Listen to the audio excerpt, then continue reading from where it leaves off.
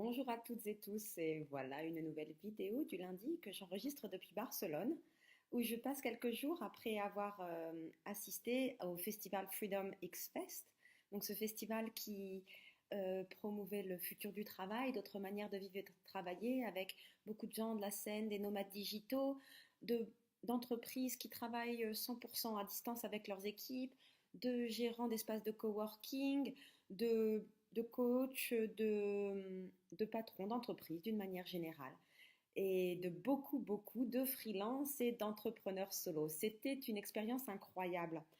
J'ai été à l'occasion de cette semaine speaker, j'ai eu tout un tas d'engagements, j'ai également coaché des gens.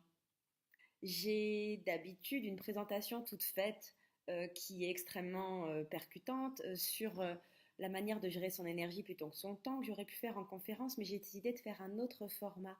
Je me suis mise en danger, j'ai testé quelque chose dont j'étais pas bien sûre, une version plus longue de mon TEDx qui mêlait Bali et également d'autres sujets.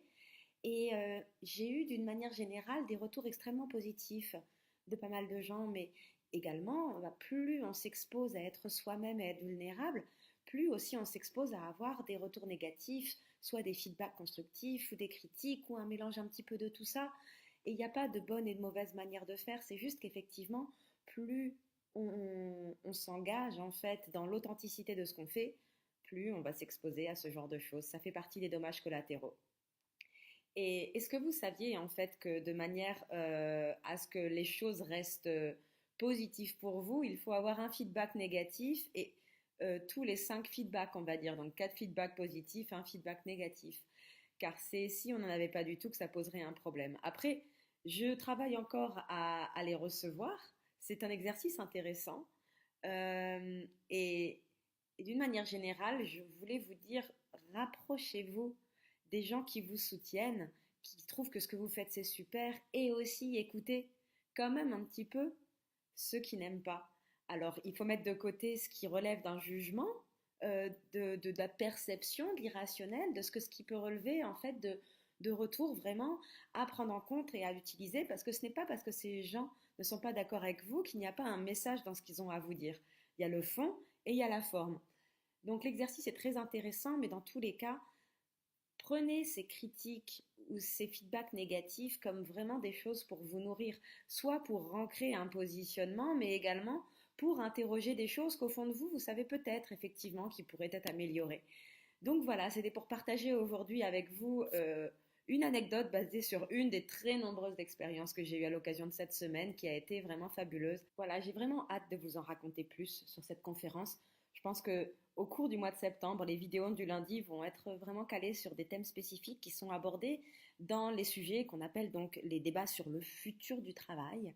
Le futur du travail étant d'instaurer de nouvelles manières de vivre et de travailler qui sont beaucoup plus centrés sur l'humain, qui sont flexibles, qui sont propices à l'innovation, qui sont aujourd'hui au regard du monde dans lequel on travaille et qui impliquent un socle de sécurité, de confiance, de manière à ce que les gens puissent naturellement exprimer leur meilleur potentiel parce qu'on leur fait confiance, parce qu'ils ont une liberté accrue et les responsabilités qu'ils vont avec. Et surtout parce qu'ils mettent vraiment en fait le sens au cœur de leur travail. Parce que quel que soit leur job, tous les gens avec qui j'ai passé la semaine écoulée sont des gens qui sont animés par quelque chose, qui se sont autorisés à reconnecter à ça, qui ont voulu rajouter un supplément d'âme à leur travail. Et je sais que c'est le cas d'énormément d'entre vous également. Et on peut commencer par oser, par petites touches. On n'a pas besoin de quitter son appart et d'être nomade. Ça, c'est une expression extrême de que certaines personnes embrassent, mais ça n'a absolument pas à être cela. Avant tout, c'est un état d'esprit. Cette liberté, elle est dans votre tête. C'est un changement complet d'approche sur votre travail et sur votre épanouissement. Et ça demande de vous poser des questions. Et c'est pour ça que j'ai créé Exploring Happy. Donc si jamais vous voulez en savoir plus, si vous êtes curieux, curieuse, contactez-moi, on aura une discussion avec grand plaisir. Je vous souhaite une très belle semaine. Au revoir.